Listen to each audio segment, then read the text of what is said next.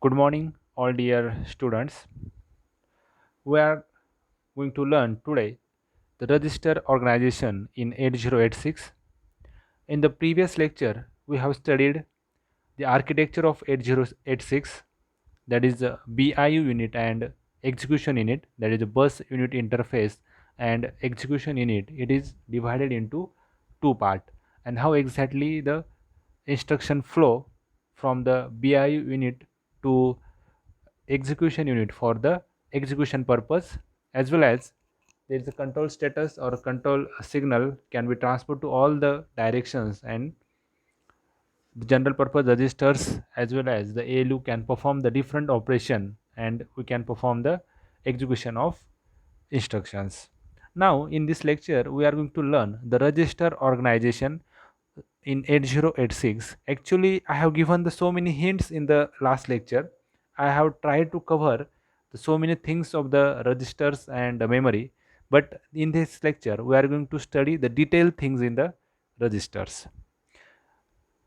So let's start the register organization of 8086.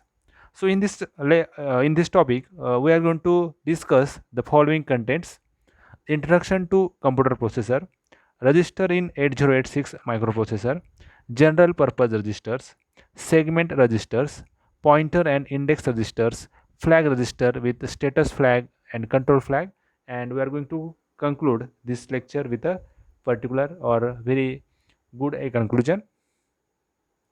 Now, introduction to the computer processor. Actually, here is no need to give the details of computer processor, because in the last lecture we have did learn the internal architecture of 806 and what kind of part or how what kind of things are exactly the contain in a internal architecture of the microprocessor. So that is we can say the memory registers. There is a stack, sorry, the queue, 6 byte of queue, then control signal, and then there is a general purpose registers, and then ALU unit, command, and flag register. Okay, so all these are nothing but the contents in the internal architecture. So this is nothing but what here in the central processing unit. So there is the input devices, output devices, main memory, secondary memory. Okay, so this is nothing but the central processing unit. So central processing unit the consist of the main ROM and RAM. So this is how very important aspect in the direction of computer, that is a CPU, and it has memory and main memory and a secondary memory. So that's we are going to learn here. So registers in 8086 microprocessor. Suppose if you are going into the internal architecture of the microprocessor, so you have that diagram. So where exactly it is located? So it is located in a execution unit. Okay, suppose I am taking a very simple example. You have to perform the move operation.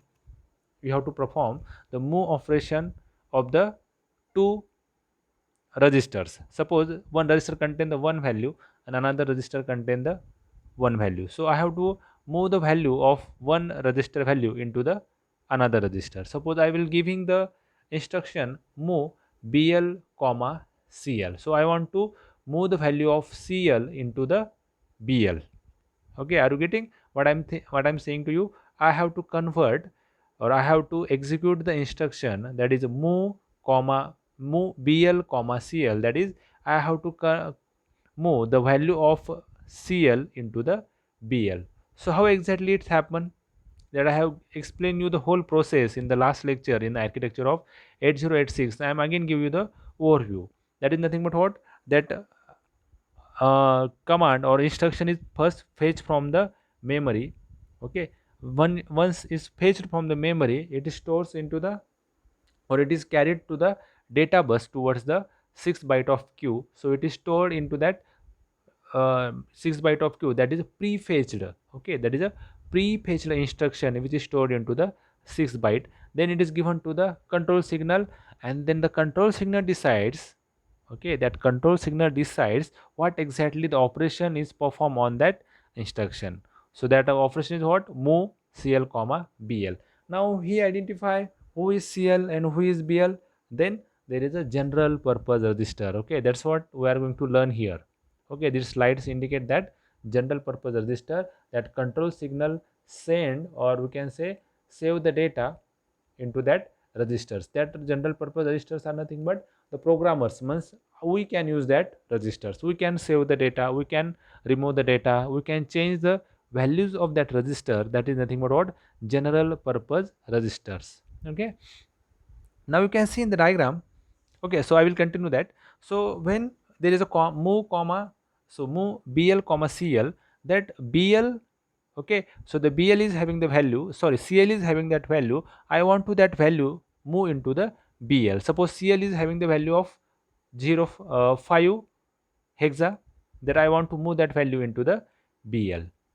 But then the control signal will send that operation, and then ALU will perform that operation, and the value of CL will move into the BL. Okay, now suppose there is a add operation. Similarly, the instruction will be prefetched, then it will be given to the control signal, and then control signal then decide, yeah, we have to add this signal, or sorry, add this instruction, and then it gives to the instruction to the ALU, kindly or please add these two number. Then when adding these two number, where it will save the data, again it save the data in a general purpose register, and these general purpose registers are nothing but this slide. Okay, now I will explain you how exactly it works. So all the registers of 8086 are a 16 byte registers, and the general purpose registers can be used either 6-bit register or 16-bit registers. Okay, so you can see here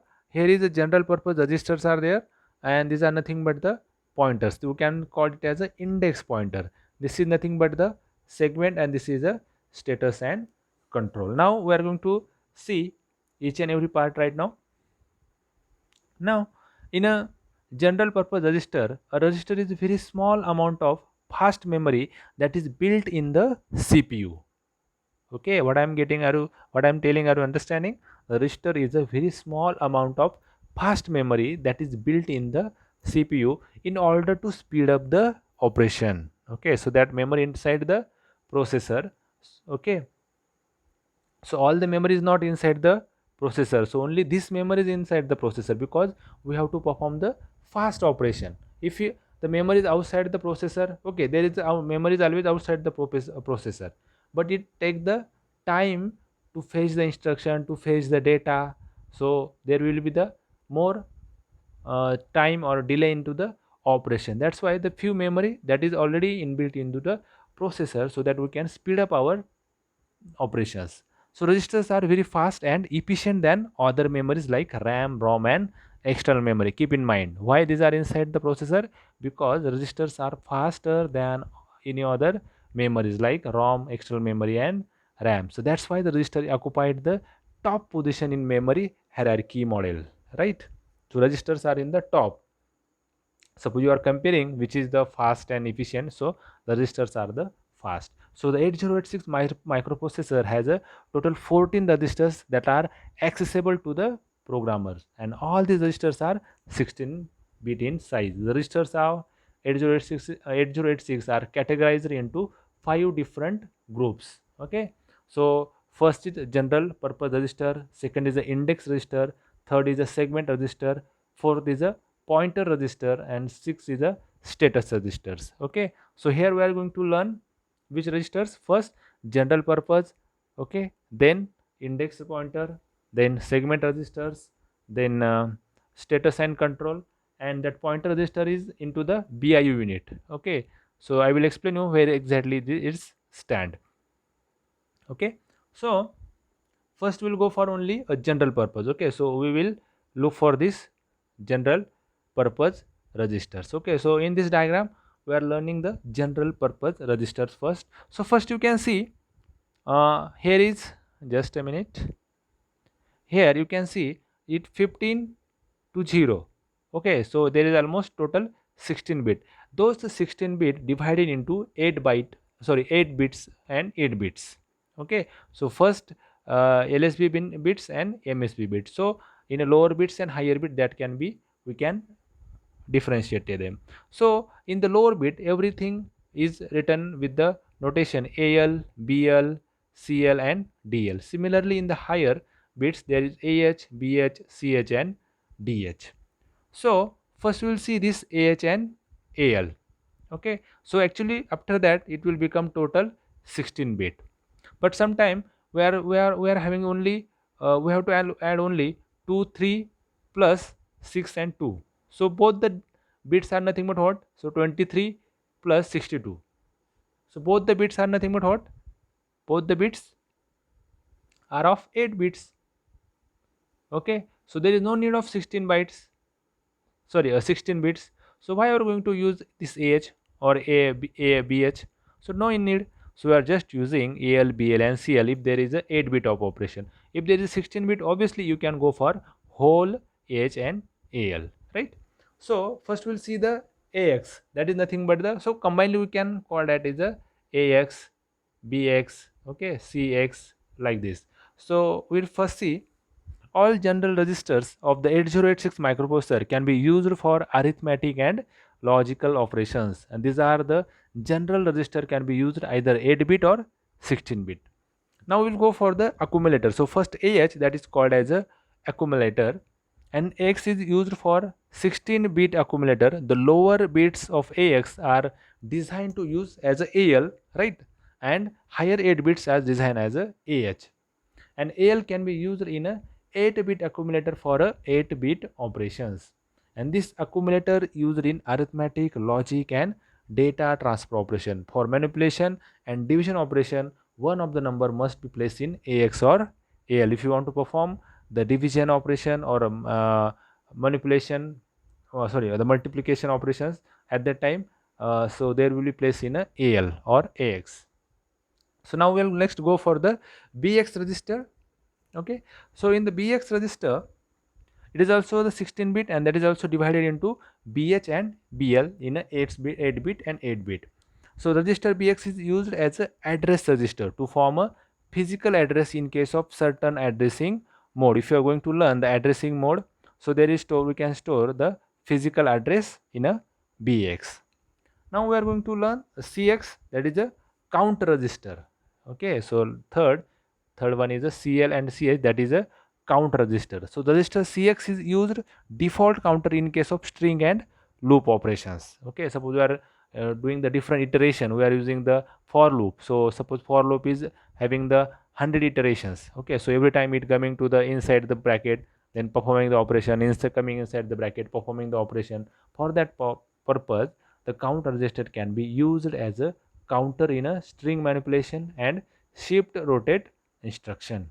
Okay, so I hope you understand what the CX can be used. Now the last one or fourth one is a data registers. Okay, so that is also again divided into DL and DH, and this DX register is a general purpose register which may be used as a implicit operand or destination in case of few instructions, and the data register can also be used as a port number in input output operations. Suppose sometime we have to save the port number into the processor for input output operations, and that DH and DL can be used for that purpose. So I hope you understand the general purpose registers. Now we are going to see the next, that is a segment registers. Okay, so next is a segment register. So first is what? The 8086 architecture use the concept of segment memory, and 8086 can be able to access a memory capacity up to 1 MB. Okay, so memory capacity up to 1 MB means 2 raised to 20, because our address bit is 20 bits. Okay, so there is almost 2 raised to 20 will become 1 MB. So there is a 1 MB of memory, and this 1 MB of memory is divided into 16 logical segments. Okay, keep in memory, keep in your mind, that is 1 MB is divided into 16 logical segment, and each segment contain 64 kilobyte of memory, and this memory organization concept is discussed in this topic. Okay, so that is nothing but what? That 16 logical segments. Now CS, so first we'll see there is a CS. Suppose if you go into the, if you memorize that architecture of the 8086 in a BI unit, there is a first block, that is nothing but the segments. Okay, so the code segments in a 16-bit register. So first we'll say the code segment register. It is used for addressing the memory location in the code segment of the memory where the executable program is stored. Okay, so in your mind will be there with the question, what exactly stored in this code segment register? What kind of memory, what kind of data is stored into the code segment register? Okay, so exactly what is there is a address. Address of whom? Address of the code segment. Okay, suppose I already explained you there are 16 blocks of the memory, that 1 MB is divided into 16 blocks. Out of that 16 block, there is one block is a code segment. Okay, and that code segment contain what? That code segment contain your program, your assembly program, or your instructions. Now these instructions are in a line by line or having the different locations. Suppose first location is a 10,000, the next location is 10,001, 10,002, 10,003, right? So these are nothing but we can say the offset. Okay, that is nothing but the offset that I will come later. Now what exactly this, code segment register stored? This code segment register stores that initial address. Okay, you listen very carefully. This code segment stores the initial address of the code segment memory. I hope you are understanding what I am saying. That code segment only store the address, okay, initial address of that code segment memory, not storing the whole program there, because it is impossible. There are only 16 bits. In the 16 bits you cannot store the program. It's only store the address of that code segment's memory. Okay, I hope you understand. Or there is one real-time example I will give you later. Okay, so after finishing this, the next will it has a 16 where we can keep the executable program is stored, and CS register cannot be changed directly. This CS register is automatically updated during for a jump for call and return instructions. Okay, now we are going next for the data segment register. Next is a data segment registers. So this point to be the data segment of the memory where the data is stored. Okay, so what exactly this data segment stores? It stores the again the data, but this data segment does not store the data. It's only store the, again the address. But whom? That's about from the 16 blocks there is a one block is a data segment where you can store the data. That address of that segment is stored in this register. There is no, we cannot store the data in this segment. We are just storing the address of that data block. Okay, now next is a extra segment register. So in the extra segment register, it also refers to the segment in the memory which is another data segment in the memory. So it is a, we can say the extra memory or data block that can be reserved. If the first is full, then it will store in the next data or next extra segment, or it can be changed directly using the pop and LEC instructions. So you can directly change by these values by using the pop and LEC instruction. So now the third one is a stack segment register. Okay, so the stack segment register is also a 16-bit register and is used for addressing the stack segment of the memory. The stack segment is that segment of memory which is used to store the stack data, right? So there is another one block from that 16 logical blocks. There is a one block is a stack segment, and the address of that stack segment is stored in this stack segment register, and all this is present into the processors. Okay, all these are present inside the processor and only store the addresses of the segments, not the exactly that segment. What I'm telling you, I hope you are understanding what I want to say. Okay, suppose I'm giving you the very real-time example. Suppose our college is a processor, suppose. Okay, and I am keeping the address of your home. Okay, I am keeping the address of your home in the one classroom of the college, and I told you go into that classroom and find the address of your home. So what you will do, you will not find your home into the college, you will just find that address there and then you go to home. Suppose I ask you to bring something from your home. Okay, suppose I ask you to bring the one bottle with the full of water from home, but where is your home? that address is stored or address is saved in a classroom. So where will you go first? We will go first in the classroom. You find that address. By taking that address, you go to the home. So in this case, our segment or our register is our classroom, okay, where there is only address is stored. But where is the memory? Memory is your home, where exactly the data is there. I hope you understand. These segments are nothing but our classroom. There is only address are stored. I hope you understand right now. So we are going for the next, that is the pointers and index registers. So first we'll go for the index registers. We'll learn for the pointers and index registers. The pointers contain the offset within the particular segment. Okay, the pointer contain the offset within the particular segment. Now, what is the meaning of this sentence? Suppose, take in mind, suppose you are in the now memory block. Suppose you are in the data segment, the code segment, where exactly the program is stored. Now, in that code segment, you have that code segment address into the BI unit that I explained in the last topic. You have that address of that code unit. Now, suppose there is a, I want to fetch the instruction from location number 6. Suppose there are suppose there are location numbers 1, 2, 3, 4, 5, 6. Exactly are not like this, but I am taking for the example. The up to 1 to 10, there are 10 line of program, and I want to access the 6 number of instruction. Then how I can reach there? So I first know the address of first one or first instruction, then I will go to the 6, right? So that offset, that is called as the offset address. Inside the code segment, there is also again the division, that is called as a offset address, and that offset address is stored in this pointer register. Are you getting what I am saying?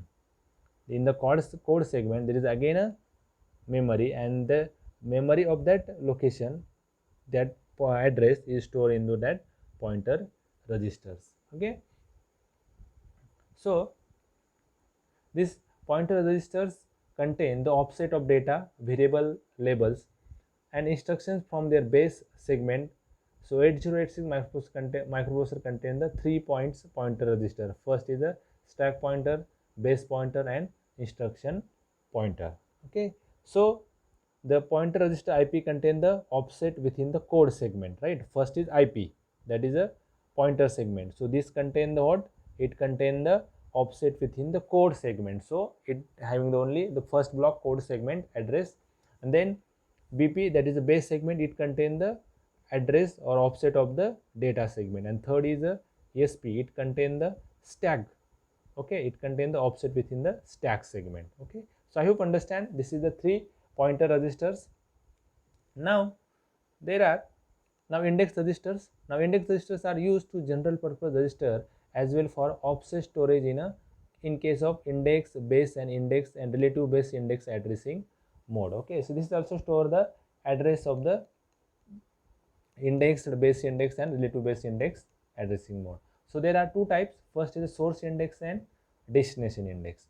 Okay, so the source index is used to store the offset of the source data in a data segment, and the DI, or we can say the destination index, is used to store the offset of a destination in a data or a extra segment. Okay, so this is how there are 2 indexes, and these index registers are particularly useful for string manipulation. Okay, so I hope you understand. If you seen my last video, that is a architecture of the microprocessor, then you will understand this video very well. Otherwise you have to again see here and there exactly what's going on, or what exactly the pointers and index register, and where exactly are those located inside the architecture or inside the microprocessor. Okay, if you understand their locations and their application, then you understand these pointers and index registers. Now there is another one register, that is a flag register. So the 8086 flag register indicates the result of computational in the ALU, and also contain the flag bits in a control the CPU operation. Okay, so the flag registers contain some bits, and there is also a 16 bits, and it can control the CPU operation. So a 16-bit flag register is used in a 8086 and it is divided into two parts. So first is the conditional mode or a status flag, another is a control flag, that is a machine or machine control flag. So what happened into the conditional code status flag? The conditional code flag register is the lower byte of the 16-bit flag register, and the condition code flag register is identical to 8085 flag register within an additional overflow flag. Okay, and the control flag register is in the higher byte of the flag register. It contains the three flags, namely direction flag, interrupt flag, and trap, trap flag. Okay, so we are going to see this is one by one. Now here is a flag register. Now here is, we can see there is 16-bit flag register. So in the flag register there is a 0 for result, so there are it save the zeros and 1. Okay, so here these bits are stored only zeros and 1 according to the results. Suppose there is a positive results, suppose there is a positive result, it stores the 0, and when there is a negative result, it stores the 1. Now first I will say, suppose there is a 0 flag. Okay, so here is a 0 flag. Okay, so what it exactly does? So 0 flag is set if the result produced by any instruction is 0, otherwise 0 flag is a reset. Okay, so set means there is a 1. If 0 flag is 1, then there is a result produced by an instruction is a 0, otherwise the 0 flag is a reset, means 0, or it is otherwise it is 1. Now you can see there is one parity flag. So what the parity flag does exactly? This flag is set to 1 if the lower byte of the result contain the even number of ones. Are you getting what I am saying? If the lower byte of the result contain the even number of ones, suppose there are even parity. Okay, so for even parity it gives the value 1, so it will give the value 1, and if suppose there is odd parity, then it is a 0. So suppose if you count how many numbers of ones are inside that result, suppose there are one even number of ones, then it contain the 1. And this flag is set when there is a carry, sorry, next is a carry flag. Okay, so next is a carry flag, and this flag is set when there is a carry out of MSB in case of in case of addition, or borrow in case of subtraction. Okay, suppose there is addition, so there is MSB bit, carry, it contain the carry, so it set 1 for carry and borrow, and set 0 for no carry and borrow. Suppose there is, we are having the carry from the next bit, so it will be 1. So now next is a TP or T flag, or it can be a trap flag. Okay, and if this flag is set, the processor enters the single step execution mode. When the single step mode, it execute an instruction and then jump to a special service routine that may be determine the effect of executing the instruction, and this type of operation is very useful for debugging the program. Okay, so this is why the flag trap flag is set. So there is another one, is a interrupt enable, or we can say interrupt flag. Now this interrupt flag is set, the maskable interrupt are recognized by the CPU, otherwise they are ignored. Suppose there is any interrupt in while doing the running the code, in running the instruction of set, or running the program, suppose there is any interrupt, then this flag, interrupt flag, set a 1. Then there is a direction flag. Now what exactly direction flag? This flag is used by a string manipulation instruction. How this is? When it is set as a 0, when it set the 0, the string is processed beginning from the lowest address to the highest address, or you can say the auto incrementing mode. Then it is set as a 0. And now when it is set 1, the string is processed from highest address towards the lower address. Then this set the incremental, that is also a auto incrementing mode. Now there is one more auxiliary flag, or auxiliary carry flag. So what is the use? This is set when there is a carry from the lowest nibble. Okay, what is the lowest nibble? Means the bit 3 during the addition. Suppose there are we are saying we are adding the 8 bits, Okay, so first 4 bit, and in the down direction 4 bit. So from the first third bit, they will be generating the borrow, okay, or there will be the carry, and then this flag set to be 1. Okay, so this flag is set, this flag is set if an overflow occurs, if this result of sign operation is large enough to accommodate a destination register. Okay, so when there is a auxiliary flag there, so there is a third bit generating the carry or borrow. So this is how the flag registers of the uh, can be worked. So now next, status flag, that I already explained you all this flag, still again I will explain you. So yes, sign flag, this flag is set when the result of an computation is negative. And the zero flag, the flag is set if the result of the computation or comparison performed by the previous instruction is 0. The parity flag, this flag is set 1 if the lower byte of the result contain even number of ones. And the carry flag, this flag is set when there is a carry out of MSB in case of addition or borrow in case of subtraction. And the auxiliary carry flag, this is set if a carry from the lowest nibble, that is bit 3 during addition, or a borrow for the lowest nibble bit 3 during the subtraction. So there is a carry, so that I will explain you. So third is overflow flag. Next is, this flag is set if an overflow occurs if the result of a signed operation is large enough to accommodate in a destination register. The result is more than 7 bit in a size in a case of 8 bit sign operation, and more than 15 bytes in a size in case of 16 bit sign operation. Then overflow will be set. And the control flag, that is a trap flag, interrupt flag, and directional flag, that I already explained you in the previous slide.